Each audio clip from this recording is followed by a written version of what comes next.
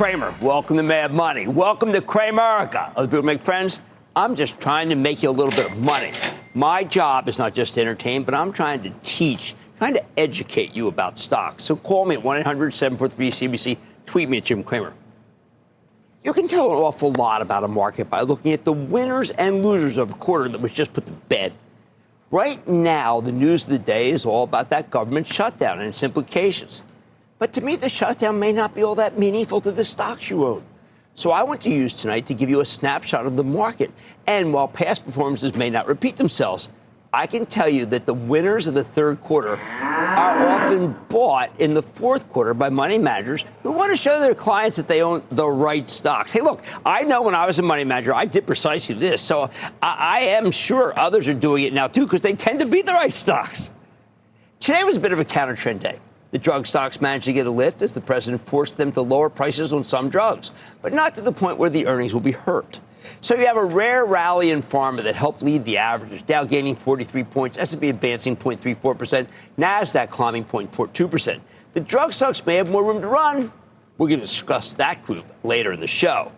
Last quarter's winners, though, were anything but healthcare. The best performing S&P 500 stock from the third quarter is one that seems unstoppable. And that stock is AppLovin. This stock's a quandary because it's far from a household name. AppLovin's a mobile technology company that helps app developers make money by selling advertising space within their apps. The stock rallied 105% in the third quarter alone. It's been an extraordinary performer that remains relatively unknown because it's not consumer-facing. We just don't see it.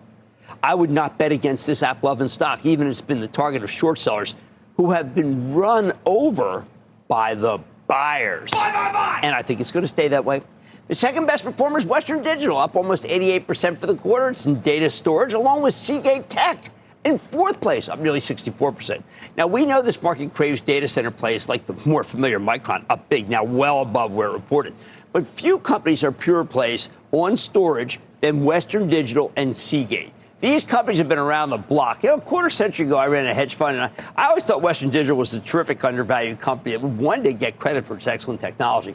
I actually took a 5% position in the business, but it never really did much. It's good to see the market giving the stock its due, even if it's 30 years too late for me. The third winner is Warner Brothers Discovery, which had been a long-time underperformer, but it came alive this quarter past, rallying over 70%, thanks first to an improved balance sheet and a better box office, and then, of course, to takeover chatter. We've heard it could be getting a big bid from the fifth best performer, Paramount Skydance. David Zaslav, the CEO of Warner Brothers Discovery, has been attempting to unlock value by separating the Warner Brothers Studio and HBO Max streaming platform from the Discovery Global Television assets. A takeover bid would front-run that change. We haven't seen one develop yet, but I wouldn't be surprised if there's a big auction for Warner Brothers Discovery if Paramount makes its move. Paramount's run by David Ellison. He's the son of the second richest man in the world, Larry Ellison, founder of Oracle. I think you combine the two entertainment companies, create an unrivaled studio business, and maybe that spin off the rest into another business itself, which, I don't know, could combine with another legacy TV company that's out there. When you reach number 6 of the best performers this quarter, you get to a company that I've had my eye on for the charitable trust, and that company is Corning. This is the finest glassmaker in the world. I recently spent a nice chunk of time with Wendell Weeks. He's the CEO at this Harrodsburg, Kentucky facility that we went to, where they make the cover glass for your iPhone and Apple Watch. The Apple contract matters tremendously. But you know what's driving things? Right now, the stock's trading on the fiber optic glass. That's the best way to move information around in a data center. Glass doesn't burn so hot, so it's an ideal conductor. I think it's almost a foregone conclusion that one day, Corning will replace the copper inside the immense clusters of semiconductors, NVIDIA product, in the data center. That would solve some of the heat problems, and it's why Corning stock rallied 56% in the quarter. Next, Teradyne, another old-line tech company. This one makes test and measurement equipment for the semiconductor industry, among a host of others. Teradyne's always been an incredibly well-run company, and it's been a spawning ground for some incredible execs. Stock was up 53% for the quarter. Number 8, Robinhood. This has been a relentless performer in 2025. It pulled away from the pack by becoming the young person's brokerage house. I wrote How to Make Money in Any Market, which came out yesterday, largely to help the boomers and their children handle the ongoing $100 trillion wealth transfer from one generation to the next. I don't know. My work says that neither group really seems to know how to handle a handoff, so it was worth it to do this. Robinhood's been the most forward in its appeal to those who want to own pretty much anything, especially crypto. While other firms turned up their noses at crypto, Robinhood made this class of assets a central portion of its business. So smart. They may have created lifelong affinity from that. You can only congratulate them for a job well done. That app itself may be a chief selling point for the younger generation at this point. No wonder it rallied almost 53% for the third quarter. It's been a remarkable performer. Then there's an amazing comeback story on the list, and it's the story of Intel. Here's a company where fortunes are changing on the fly thanks to a phenomenal new CEO, Lip-Bu Tan. He's a legendary semiconductor investor and the man who turned around the wayward Cadence Design Systems. Under his reign, the stock appreciated some 3,200% over a 13-year period. When he came in, he realized that Intel was even worse off than anyone thought. So what did he do? He did the right thing. He decided first to fix the balance sheet, managed to wrangle $8.9 billion from the federal government in return for a 10% stake. He also raised $2 billion from SoftBank and $5 billion from NVIDIA, where Jensen Huang is an old friend. He saw real potential, despite the fact that at one point, Intel tried to put NVIDIA out of business. Even as the fruits of all this money are so elusive, the stock still rallied almost 50% last quarter.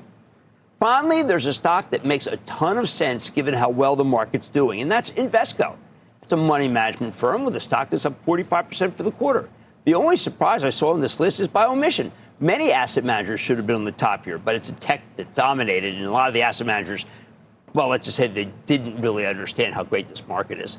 And how about the biggest losers for the quarter? As I scrutinize the list, I see a couple that could make a comeback. Chipotle's the best of these losers, having been hammered relentlessly like many other restaurant chains. The current numbers are indeed nothing to write home about, but this company has a habit of bouncing back after management gets it right. Down 30% last quarter, Chipotle seems like a decent reversal candidate. Unfortunately, the others seem too impaired to stick my neck out for, even as they're household names that could make a comeback.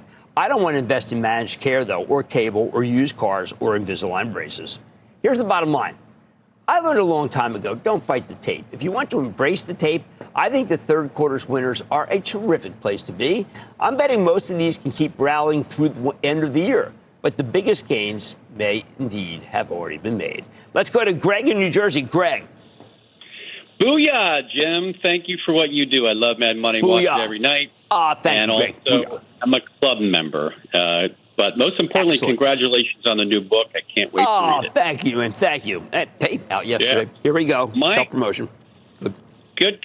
My question, I'm a long-term holder and have been purchasing incremental shares of ticker symbol MU. Is it time for me to sell? Micron, no, please. We just went through a huge bout of selling of Micron. I talked to Sanjay Mehrotra. I thought it was an absolutely terrific quarter. I think this stock's got $200 written all over it. This is just a great buy and hold / homework. People keep trading in and out of it. And you know what? They miss all the gains. You haven't. Stick with it. Let's go to Andy in Idaho, where Micron's from. Andy. Jim, thank you for taking my call. It's an honor. Of course. Thank you. Well, you've spoken highly of this stock and the CEO, and on a few occasions recently, you said it was going to go much higher very soon. It got hammered last week and started off a little shaky this week, and it's starting to make me a bit nervous. I wanted to know what you thought about the price action and why you think I should be buying this dip, holding tight, or running for the hills from a firm. Okay, I think, first of all, let's just discuss, this is Max Levchin's baby, okay? I've had Max on a number of times. I have dealt with him a number of times. He is about as smart as anyone I have ever met, and he's certainly the smartest in this group. I know there's a lot of people gunning for him. They think that he can't possibly continue the progress. His defaults are minimal. He's a genius. Is he the most fun guy to party with? I don't know. I wouldn't know. But I'll tell you something. Is it a good stock to own? And the answer is absolutely yes. But I learned a long time ago to never fight the tape. And if you want to embrace it right now, then I think these winners from the third quarter actually represent a pretty good place to start. On Mad Tonight, J-Bill, talk about a place to start, put a blowout quarter last week. So why has the stock sold off since then? Something wrong? I'm digging into the story with the company's CEO. Then, is Nike's turnaround going according to plan, or does the company need a new pair of kicks before it can start running higher? I'm breaking down its latest results. And this IPO market is showing no signs of slowing down. Tonight, I'll run through the public debut of a power provider that did incredibly well today called Fermi to see if you could give your portfolio a boost. So stay with Cramer.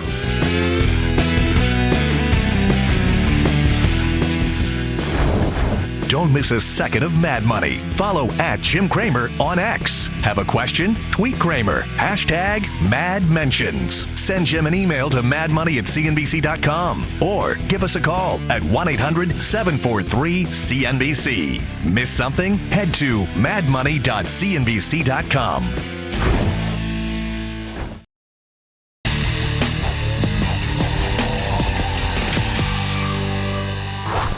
Right now, we've got a quiet bull market in what's called contract manufacturers, or they do far more than that. The companies that provide outsourced manufacturing for all sorts of industries. Take Jabil, one of my favorite, which does manufacturing for everything from healthcare to autos to electronics and equipment that goes into the data center. This company's been putting up excellent numbers, including last Thursday, when Jabil reported a blowout quarter with better than expected guidance for the current quarter. Bizarrely, the stock actually sold off in response. This has been happening quite a few times lately, losing almost 7% of its value in a single session, although since then it's recouped about a third of those losses. Now, some of that might be because Jabil's revenue guidance seemed a little conservative. I think a lot of it's just profit-taking, a traditionally quiet company that's seen its shares explode higher, deservedly, over the past year. Don't take it from me. Let's check in with Mike Dastoor. He is the CEO of Jabil. You had better read him the company. Mr. Dastoor, welcome to Mad Money. Thank you. Thank you for having me. Okay, so Mike, I want everyone to know this was an excellent quarter. The stock had been up a lot, but just tell us what made this quarter so spectacular. I think it was spectacular from a number of fronts. Almost every single line item was a beat. We outperformed on revenue. We outperformed on margin. We outperformed on free cash flow. We outperformed on EPS. So all the four metrics that we focus on, we outperformed. And then we gave really good guidance for FY26 as well. So I'm as perplexed as you are in terms of the reaction. But that's the opportunity. I mean, frankly, it is. I like to read the quarters in a vacuum without looking at the stock, just to see what I would think. And I thought yours was just fantastic. And one of the reasons why I thought is that you are involved in all the areas, whether it be healthcare, drug manufacturing, with data center, with trying to help companies figure out where they can site in order to be able to not run afoul of high tariffs. These are things companies desperately come to you for. Yeah, no, I think we're definitely in the data center piece. I think if you look at, it's not just data centers. If you look at where we play, we're actually at the heart of AI hardware ecosystem. We're at the heart of it. We've invested a whole bunch of engineering, design, architecture capabilities in a whole multiple number of markets adjacent to data centers as well. So obviously, we do capital equipment, where we do wafer fab equipment at the front end, automated testing at the back end. We do servers and racks, full assembly, full systems there. We do network switches, silicon photonics, transceivers, and then the whole power management. We make these 10,000-pound low voltage, medium voltage sort of switchgear. They're huge. They're the size of this room for power management and power distribution. And then last but not least is thermal management as well. Liquid cooling is a big thing in data centers. So Right, all the things that people say, look, I hear these data centers, they use a lot of electricity. They don't, the companies themselves, we know they don't do it. It's you that actually does it. Also, the same thing for, say, we love Eli Lilly here, okay? But if they're going to do a GLP-1 kind of drug, they're going to do it in the context of working with you. Yeah, so we're again, I think we're the largest GLP-1 injector manufacturer in the world. We make 500 million units per year. And I think one of the things we're trying to focus on is not just the injector piece. Can we do the drug filling? Can we do something beyond the capability that we have today? And to us, in the whole healthcare space, the GLP-1 continuous glucose monitors, those are the two areas that are the most exciting for us today. Now, how do you find the engineers to do it? I mean, we've got these very odd restrictions now on who can come here or not. I mean, I imagine you've got some people that you hire that may be from overseas. I mean, there's a lot of different moving parts for you these days in getting the right people.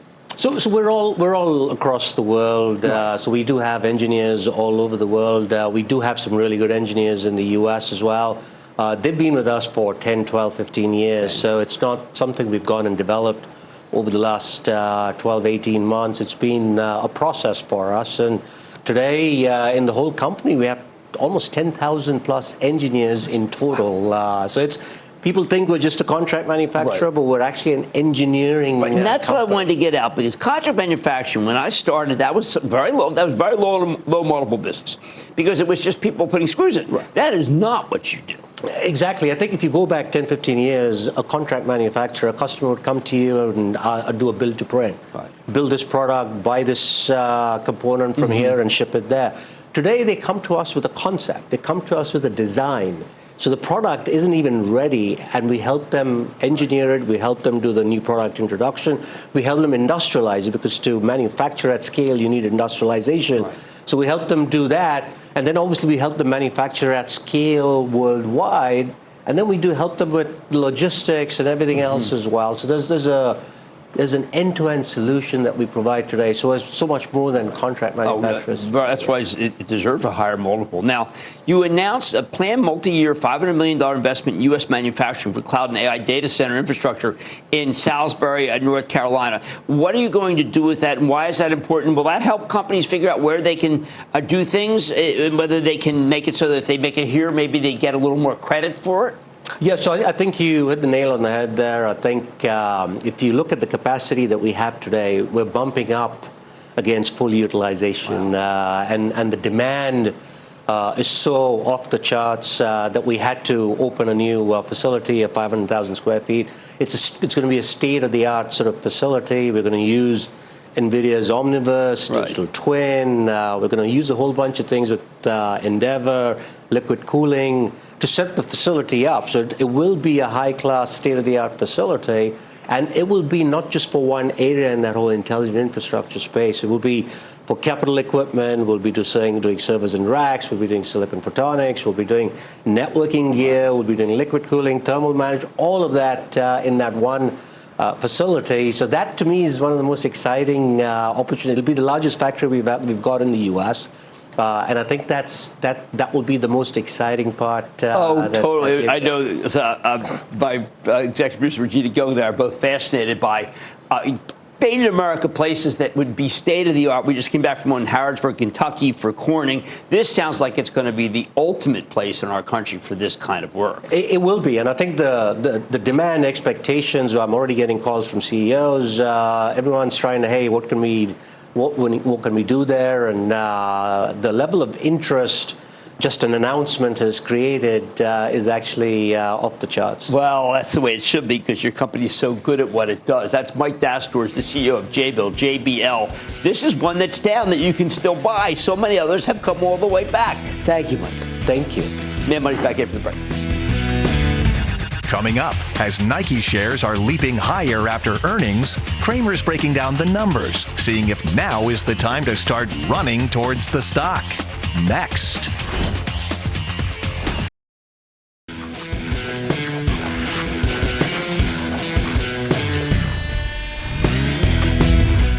This is a tricky environment for the entire apparel space, but when you've got a great turnaround story, you can triumph over big picture worries about the state of the consumer or the president's tariff agenda. Don't want to over-focus on that.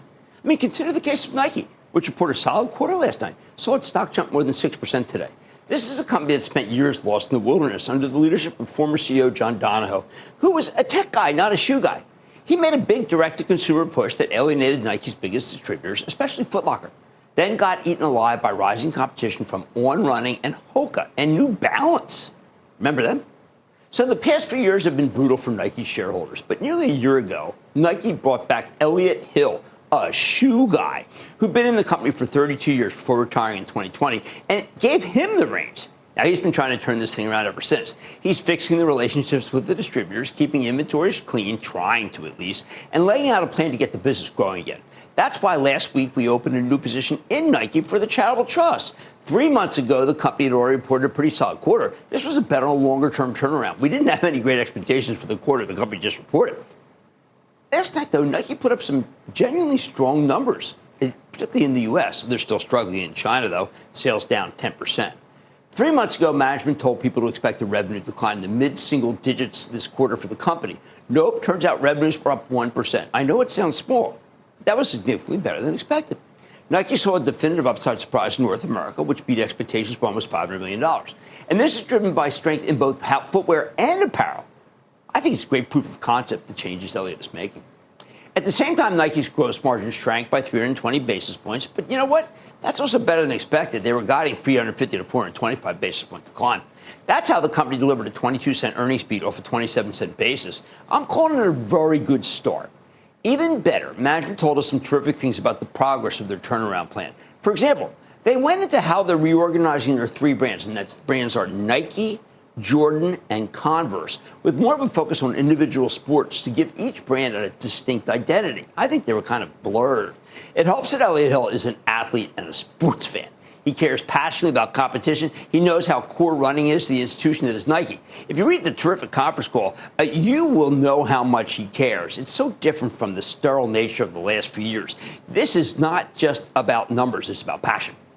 Apparently, they're already seeing some success with their strategy at their House of Innovation location in New York, where they redesigned the store by sport, which has already led to double-digit revenue growth there. Nike has proved this work on smaller concepts, too. They recently redesigned a store in Austin to only focus on running and training. As a result, quote, sales have significantly increased, end quote. As management sees it, this strategy will help Nike get closer to the athletes they serve. They've been distant from them, frankly. They see the early success in the running franchise as a preview for what's to come in the rest of the business. This team has taken customer feedback to heart, redesigning franchises like the Vomero, Structure, and Pegasus to incorporate more cushioning and stability than that customers want. I've tried them. Man, the cushioning is fantastic. It's hard to argue with the results, with Nike running up 20% last quarter. I thought On Running was eating Nike for breakfast, but now that Nike's got a CEO who knows what he's doing, their running shoe business is already making a major comeback, and that's core, okay? That's the nature of Nike. At the same time, Nike's making nice with its wholesale partners at last. The breakdown of those relationships was a major reason for the stock's underperformance over the past few years. That's why it was encouraging to see the wholesale business in North America growing 5% in constant currency last quarter.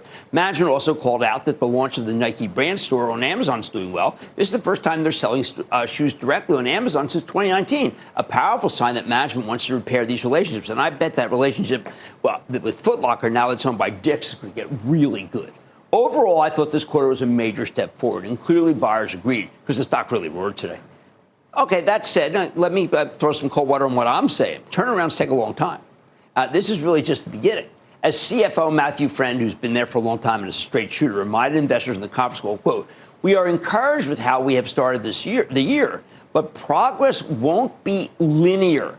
And there is still work to do to return to driving consistent, sustainable, and profitable long-term growth, end quote. And the man's right. Linear means this. Non-linear means like this.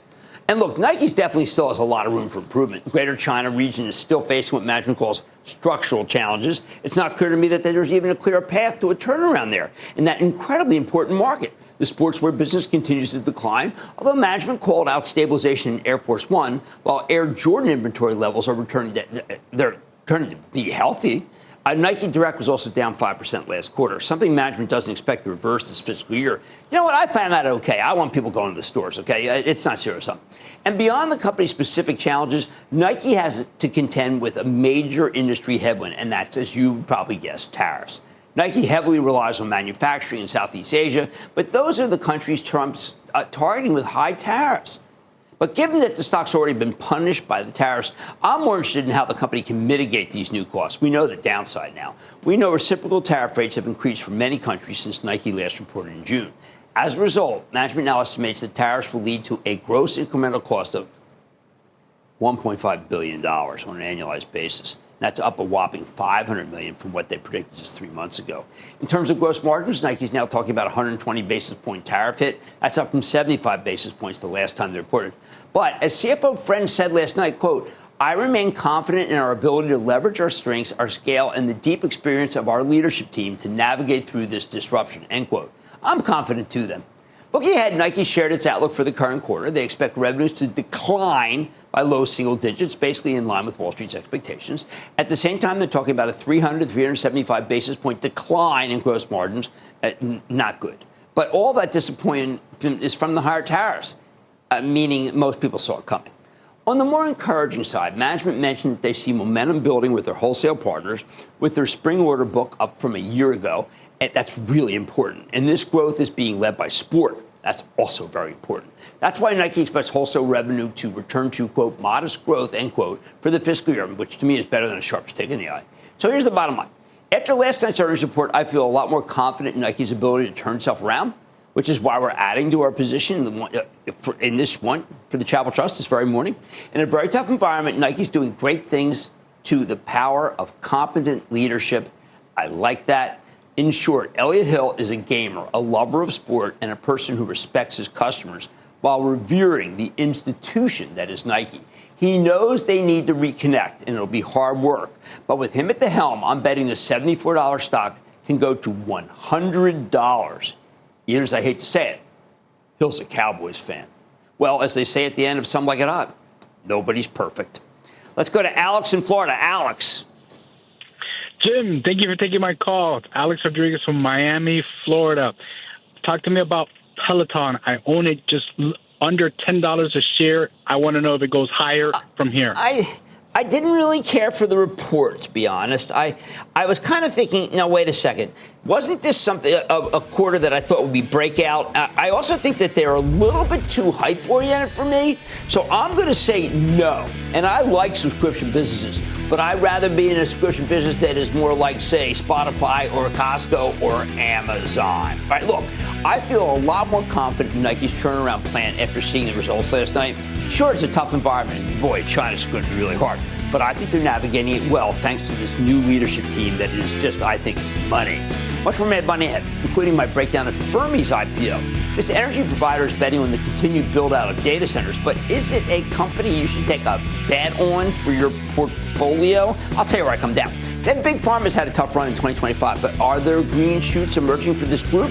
I'm breaking down what's ahead for the cohort. And of course, all your calls rapid fire tonight's edition of the Lightning Round. So stay with Cramer.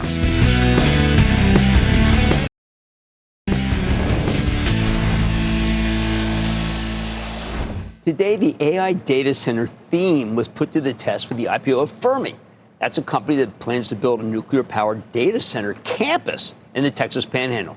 And in a certain sense, it passed, given that the stock finished the session up almost 55% from its offer price. Although, given Fermi's background, I don't know if that's a good thing. See, Fermi, which does business as Fermi America, basically came out of nowhere earlier this year, founded by former Texas Governor Rick Perry, also the energy secretary in the first Trump administration. They didn't even start posting on social media until April.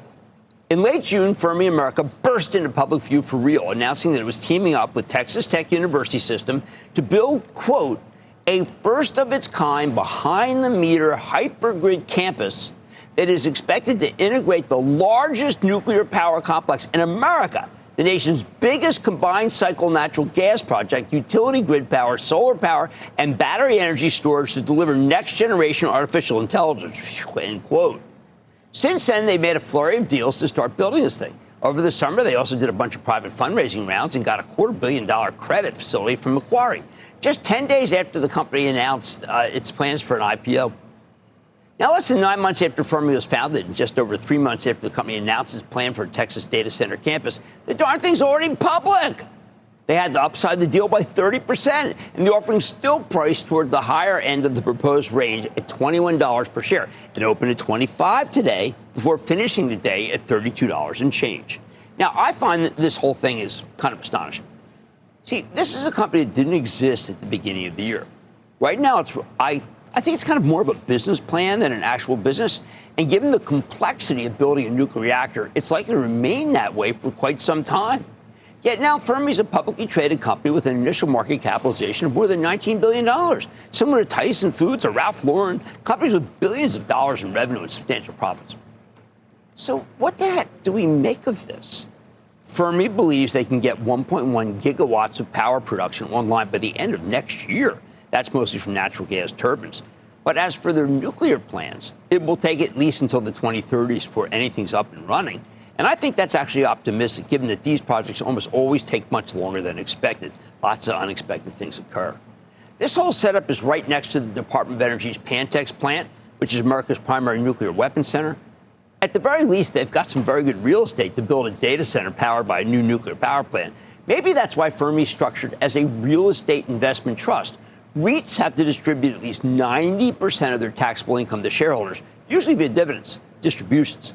But given the nature of this business, it could be a long, long time before these guys are turning a profit. So the REIT structure, I found, was quizzical. By the way, in case you hadn't gathered this by now, there are really no financials to discuss with Fermi at this point. The company hasn't had any revenue, and it's incurred a little over $6 million in expenses through its first 9 months of existence. Like I said, this is more of a business plan than a business. Accept that. Now, the bull case here is that Fermi is tied to some of the top themes in this market, including both the AI data center boom and the need for more electricity to run these warehouses full of servers, especially from nuclear power. It's cheaper, cleaner, goes 24/7. For now, they're tight with the Trump administration, which should help with the many regulatory approvals necessary to get all this stuff done. In their Nuclear Regulatory Commission application, Fermi even said that they would name this mega facility after the president. Although given that it'll take over a decade to finish these projects, who knows how they'll get along with the next administration or the one after that. And of course, it helps that Fermi co-founder Rick Perry is both the former governor of Texas and the former Secretary of Energy during the first Trump administration. Presumably, Perry's relationship should help with everything from obtaining approval for nuclear plants to, say, dealing with local officials in Amarillo, Texas. But what about the company's other co-founders and leaders who are just as important to the story? Because at this point, all Fermi's got going for it is trust. I don't know, mixed bag. Rick Perry signed as a co-founder, but his main investment to date, an exploration production company called Granite Ridge Resources, hasn't exactly been a big success since it came public 3 years ago via a SPAC merger. And I'm a little concerned about the track record of the third co-founder. It's Tony Neugebauer, who serves as Fermi's president and CEO. In Fermi's perspectives, Neugebauer is described as a seasoned investor and entrepreneur in energy infrastructure, with a career spanning private equity, investment banking, and strategic development.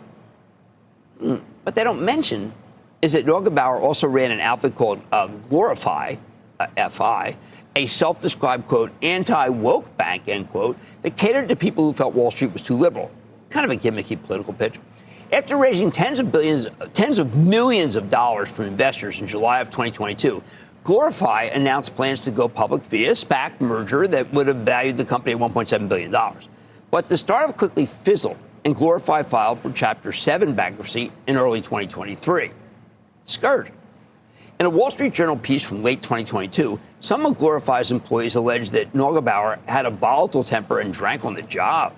By the way, he's still involved in a couple of lawsuits over Glorify.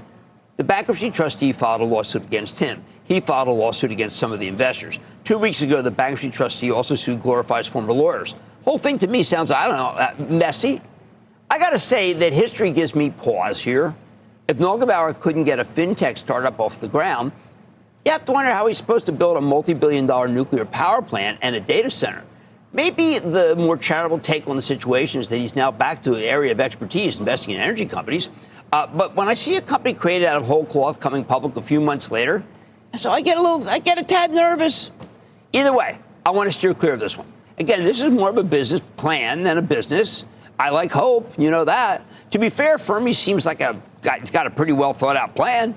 And if it all works out over the next decade, then maybe you can justify the stock's current $19 billion market capitalization. In my view, though, no business plan is worth $19 billion. I want more than that. See, I'm not just ready to take that leap of faith. I think this company's a long, long way from having a real business that we can assign a legitimate valuation to. So far, Fermi raised $350 million over the summer and another $600 to $700 million today with the IPO. Unfortunately, if you want to build a nuclear power plant and a big data center campus, that's nowhere near enough money. So where are they going to get it? Here's the bottom line. I generally do not want to root against the data center stocks because I like so many of them. But when something as ill-advised as Fermi can come public with a bang like this, it makes me nervous. This one's way too early, frankly, and too, let's say, half-baked for me to feel comfortable recommending it. Mad Money's back after the break. Coming up, Cramer takes your calls, and the sky's the limit. It's a fast-fire lightning round. Next.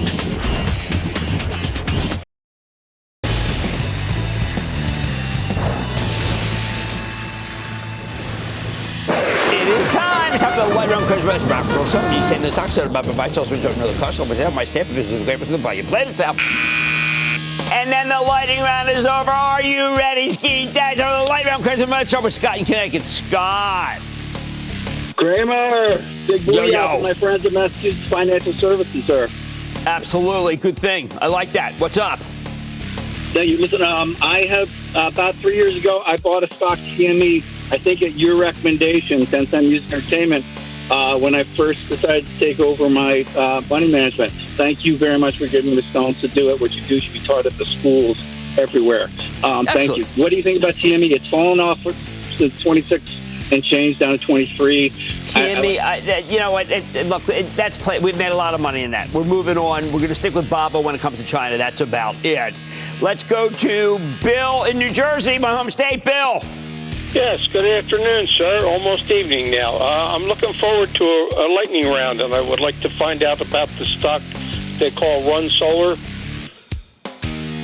Sunrun. Yeah. Yeah, I'll tell you, my problem is there was a piece that came out today. The stock has had such a big move. I'm quite, it's not a bad stock, and it's not expensive. Let's just say that. Okay, let's go to Andrew in North Carolina. Andrew. Hey, Jim. I was calling in today about Inspire Medical System, MST. I've got to do where I look. This is an obstructive sleep apnea, and a lot of people feel that what's happened is the GLP-1s have really hurt them. People feel that same way about ResMed. Let me do some work on it to see whether Inspire is really being hurt by the GLP-1s or not. Let's go to Brian in Georgia. Brian. Hey, Jim. Booyah from Georgia. Booyah. How's it going? Hey, how's it going? I just got a quick question. Okay. With their focus on battery technology and production, what's your take on Microvast? All right, that's a great spec for now. We know that there's a lot of interest in Washington on battery. We've seen that. Therefore, it could extend to these guys. I don't know if it's the case, but I'd hold on to it. Let's go to Frank in Pennsylvania. Frank. Booyah, Jim. Vertiv, VRT. Give me a Vertiv, I think, is going much higher. I've got to tell you something. I was giving Jeff Mark such a hard time today. I keep saying Vertiv, but it's moved so much in the times that I've been saying it that we haven't been able to pull the trigger. It happens. Sometimes you just can't go fast enough. Let's go to David in Wisconsin. David. Hi, good afternoon, Mr. Cramer, and thanks so much for your great investing insights all these years. Oh, thank you. Thank you. And so somehow I got more time on my hands. I have a hip surgery recovery, and I was looking back at 2021, the pandemic and stock buys and sells, and I had saw that at that time I was into Thermo Fisher, and I've gotten yeah, Thermo Fisher's true, but they really got hurt by COVID. I got to tell you, as good as Mark Casper is in Thermo Fisher, I'm still saying that Danaher's better. They've both been in the same junk heap, and they shouldn't have been. Danaher, I think, has got more going for it right now than Thermo Fisher. I would do DHR. That's a club name. Let's go to Ian in Florida. Ian. Booyah, Jim. How you doing? I'm doing well, Ian. How about you? I'm doing fantastic. Jim, I got a question for you. When are you coming to South Florida so I can get my book signed? South Florida, man, I'm a snowbird. Not till the wife, till Lisa says, hey, listen, I'm going down there. The wife, that's old-fashioned. That's out. I don't believe in that. It's kind of like Hegseth, like Secretary of War. I don't use that term anymore. What's up? I hear you. Jim, I'm looking at a stock. It's a cloud company, basically, kind of like Snowflake and MongoDB. Okay. The 52-week high is 325, and the 52-week low is today at 150. I wanted to get into it. What do you think about Team? No. See, Team is being hurt by the same thing that's hurting a lot of the other companies in the software business. People feel that they can create their own product that's just as good as Team using artificial intelligence. That's why I no longer recommend the stock of Team. And that, ladies and gentlemen, conclusion of the Lightning Round. The Lightning Round is sponsored by Charles Schwab. Coming up, teaching you how to make money in any market. Cramer's diving into the drug makers, seeing if the sector is a safe bet for the long term. Next.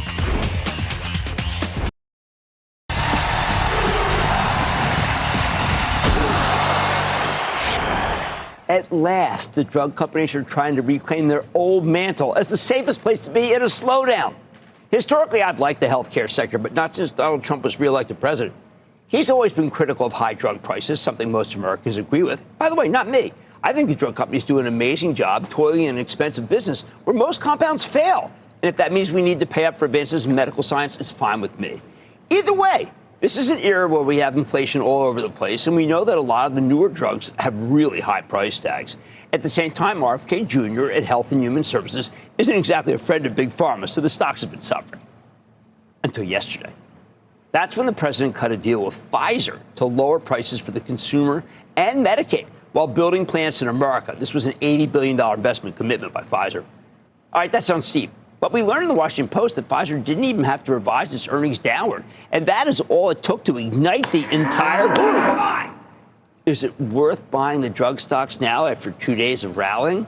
Look, I think it's worth taking a look at the better ones. In my new book, How to Make Money in Any Market, I argue that people should put money in index funds, but then they should marry that money with a portfolio of 5 growth stocks, including one in form speculation, all insured by gold or crypto, equal weighted.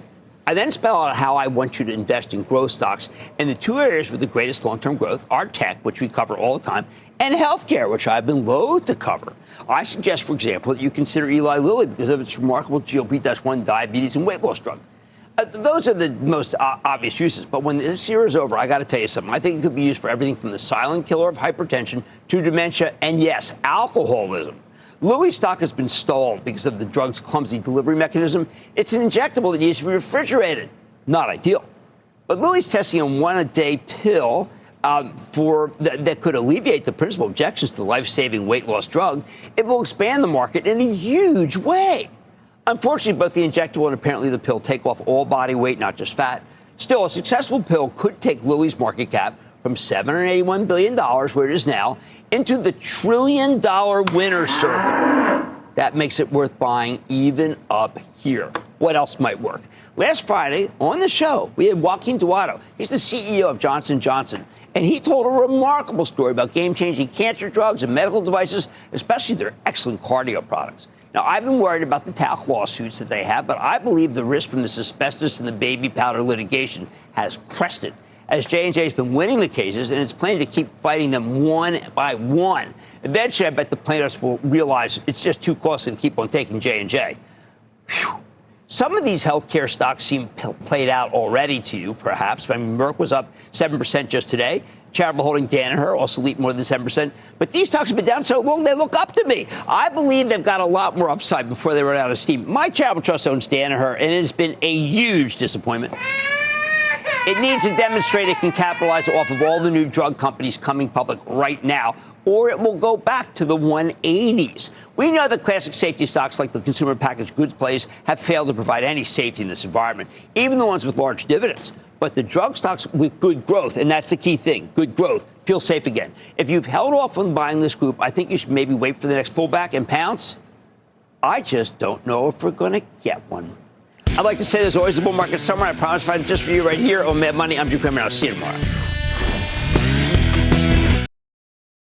All opinions expressed by Jim Cramer on this podcast are solely Cramer's opinions and do not reflect the opinions of CNBC, NBC Universal, or their parent company or affiliates, and may have been previously disseminated by Cramer on television, radio, internet, or another medium.